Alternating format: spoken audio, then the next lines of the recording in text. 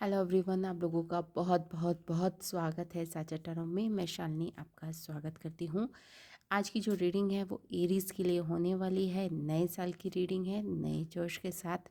तो एरीज़ वालों के लिए 1 से लेकर 15 जनवरी तक का जो वक्त है या फिर जो 15 दिन का टाइम है वो किस तरह से जाने वाला है उसको लेके ये रीडिंग है। तो आई होप मैं इस रीडिंग से आपको मदद कर पाऊँ, और बिल्कुल मदद होती भी है, कई लोगों ने मुझे बताया भी है। तो चलिए शुरू करते हैं आज आपकी reading. Okay, let's start with your reading. Aries 1 to 15 January 2023।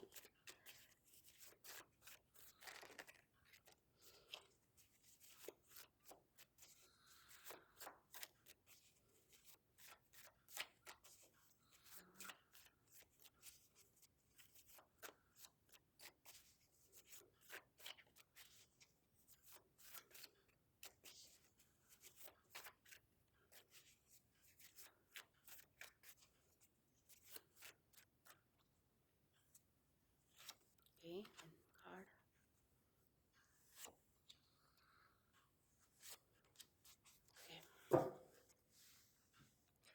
जो सबसे पहले कार्ड्स निकाले हैं वो मैंने आपकी जर्नल रीडिंग के लिए कार्ड्स निकाले हैं। It's for your journal reading. तो आपको जो कार्ड्स मिले हैं वो मैं आपको एक एक करके बता देती हूँ। बीच में बहुत सुंदर कार्ड आया है आपके, द स्टार। ओके, 17 नंबर का एक कार्ड है, and the star. Okay, and there is 9 of wands and there is 3 of wands. Okay, wands energy बहुत ज़्यादा है। तो यहाँ पे मैं जो बात ऑब्वियसली तरीके से कह सकती हूँ कि स्टार भी कहीं ना कहीं ट्रैवलिंग को दिखाता है। तो आप ट्रैवल कर सकते हैं 1 से 15 जनवरी तक, और यहाँ पे ट्रैवलिंग काफ़ी काफ़ी रहने वाली है। पर ये ट्रैवल ऐसे नहीं होगा कि आपके लिए सर दर्द वाली ट्रैवल होगी। ऐसा हो सकता है कि आप वकेशंस के लिए जा सकते हैं, या फिर कहीं सूथिंग जगह पर आप जा सकते हैं। ओके, तो यहाँ पे ट्रैवलिंग है, और ट्रैवलिंग ऐसी सरदर्दी वाली ट्रैवलिंग नहीं है। जैसे सुकून ढूंढने के लिए कोई इंसान ट्रैवलिंग करता है, हॉलीडे के लिए कहीं जाता है, तो उस तरह से आप जा सकते हैं। यहाँ पे ऑब्वियसली ये दिखाई दे रहा है।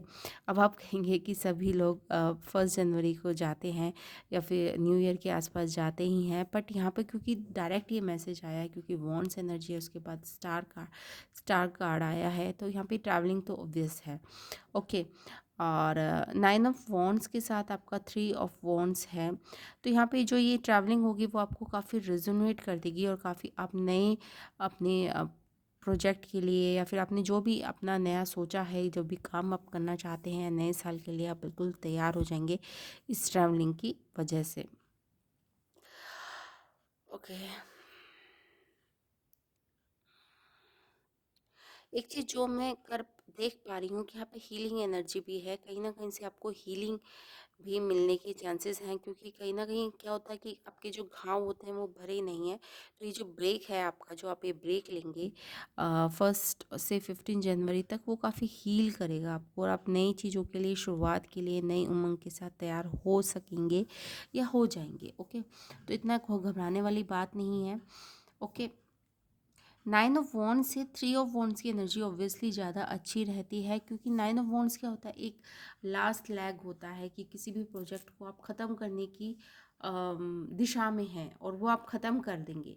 ठीक है, और उसके बाद है 3 ऑफ वॉन्ड्स। 3 ऑफ वॉन्ड्स मतलब आता है आपका एस ऑफ वॉन्ड्स हो चुका है, 2 ऑफ वॉन्ड्स हो चुका है, उसके बाद 3 ऑफ वॉन्ड्स।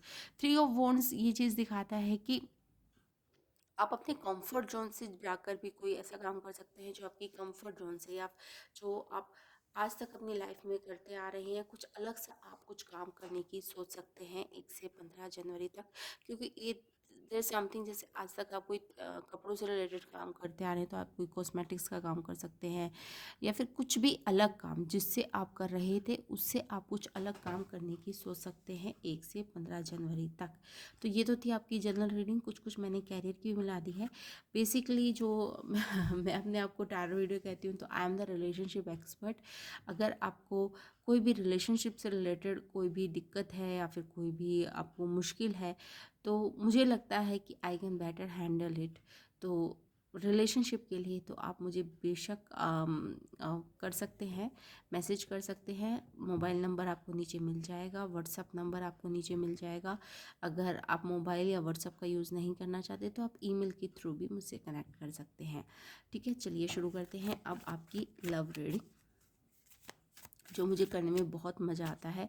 और बेसिकली मैं लोगों से कहते भी हूँ कि I am love and relationship expert. ठीक है ना।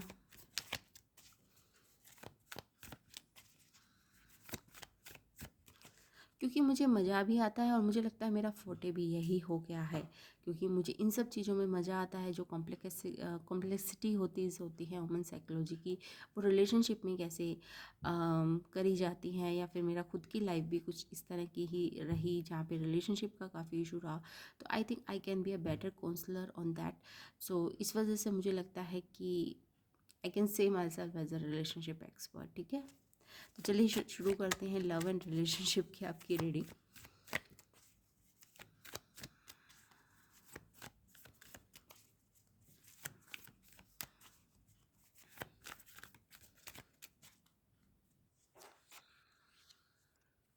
सेवन ऑफ सॉर्ड्स, वाओ, क्या रीडिंग शुरू हुई आपकी। Nine of pentacles and five of wands. Okay,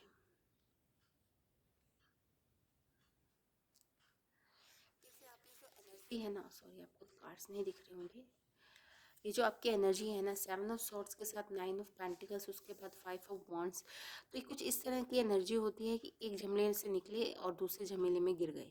ठीक है ना, कि आप कहीं से आप हील हुए होंगे, कहीं से आपने धोखा खाया हुआ, कहीं से आप निकले होंगे बड़ी मुश्किल से, और उसके बाद एक और झमेले में आप पड़ गए हैं। तो मेरी सलाह ये रहेगी कि अभी शायद आपके वो जो चीज़ें, जो ये आपका जख्म है ना, ये भरा नहीं है, और इस वजह से ब्लॉकेजेस आ रही हैं। क्योंकि सेवन ऑफ सोर्ड्स की एनर्जी काफ़ी हाई होती है ना। सेवन ऑफ सोर्ड्स की एनर्जी, जैसा कि आपको दिख रहा है कि एक पर्सन है जो काफ़ी मैनिपुलेटिव है, चालाक हो सकता है, कनिंग हो सकता है, ओवर स्मार्ट हो सकता है, जिससे आपने धोखा खाया है पिछले दिनों में। तो पर आप उससे उभर गए थे और आपने अपने ऊपर काफ़ी अच्छा काम किया, पर कहीं ना कुछ कमी रह गई, क्योंकि फाइव ऑफ वॉन्ड्स की एनर्जी आ रही है। तो कहीं ना कहीं वो ड्रामा करना, या वो चिड़चिड़ाहटपन जिसे कहते हैं ना, कि कोई कोई चीज़ आपको ट्रिगर कर जाती है। ठीक है, जैसे फॉर एग्ज़ाम्पल कोई ऐसा फ्लावर या कुछ ऐसा चीज़ें, या कुछ ऐसी चीज़ें जो आपको वो प्रीवियस रिलेशनशिप की याद दिलवाती है, तो वो चीज़ आपको ट्रिगर करती है। और इस वजह से थोड़ा सा फसाद होता है। फिर फाइव ऑफ वॉन्ड्स की एनर्जी इतनी बुरी नहीं होती। इट्स जस्ट लाइक कि एक दूसरे की सुन नहीं रहे हैं। ये पर्सन आप देख रहे हैं ना, सबके कपड़े अलग हैं, यानी सबके थॉट प्रोसेस अलग हैं, और वो एक दूसरे की सुन नहीं रहे हैं। ठीक है, तो यहाँ पे एक दूसरे को सुनना, एक दूसरे के साथ कम्युनिकेट करना, एक दूसरे को अपनी नीड्स पर नहीं बताने की वजह से एक मैसअप सा माहौल हो गया है। इट्स आप क्या कहेंगे इसे, कि काफ़ी मतलब ऐसा लगता है कि यहाँ पे भी मैं फंस गई हूँ।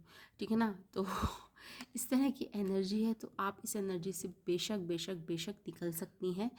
थोड़ा सा आई थिंक एडवाइस के लिए एंजेलिक कार्ड ले लेते हैं, फिर उसके बाद आपके ओरेकल कार्ड्स ले लेते हैं।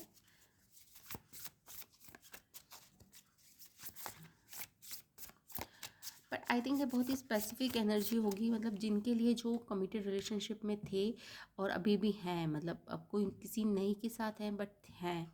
ठीक है, और यहाँ पे भी वो इतने सेटिस्फाइड नहीं हो पा रहे हैं। Okay,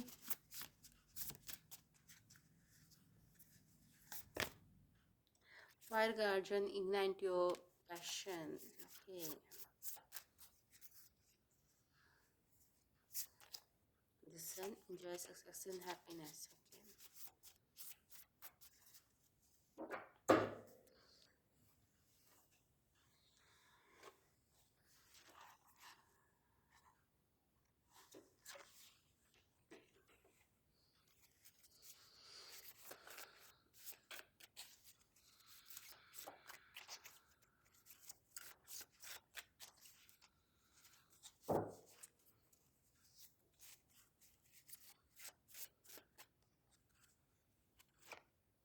most people are just trying to survive. Just that's what the line that's missing, जो मेरे को समझ नहीं आ रही थी मैं कैसे कहूँ कि यहाँ पे आपके पास सब कुछ होते हुए भी ना ऐसे आप सर्वाइवल मोड पे जी रहे हो. Most people are just trying to survive. ठीक है ना, आपके पास सब कुछ होते हुए भी आप एक सर्वाइवल मोड पर हो.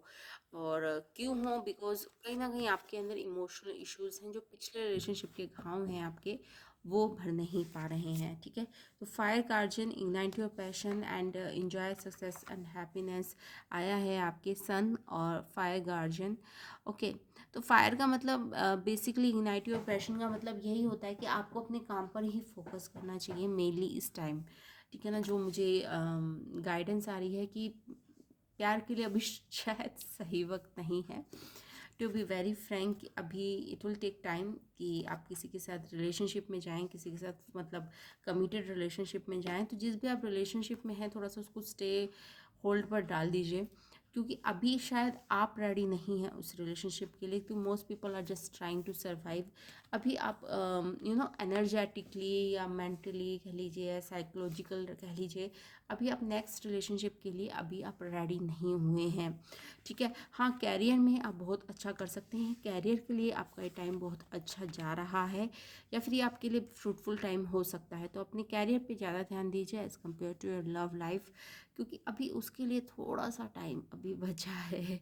ठीक है, तो ये तो थी रीडिंग आपके लिए एरीज. आई होप आपको रीडिंग पसंद आई होगी. Thanks for watching. Bye bye.